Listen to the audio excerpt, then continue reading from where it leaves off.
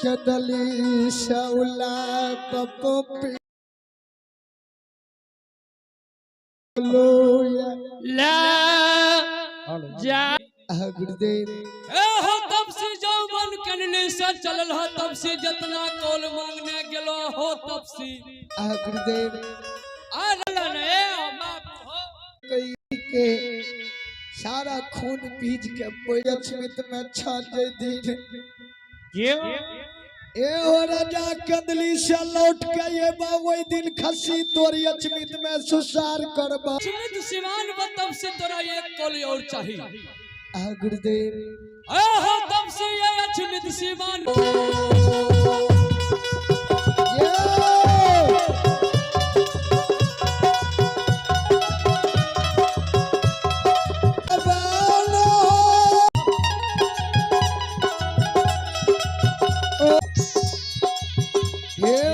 खुशी भेले हो ठाकुर जी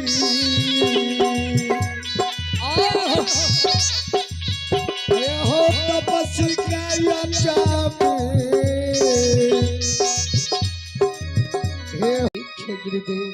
जा जा तब से तोरा कोई चीज के दिक्कत न है हम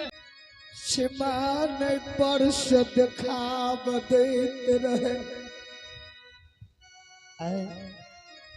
धर्म बचवई के लिए अक्षमितपुर राजा रानी के दो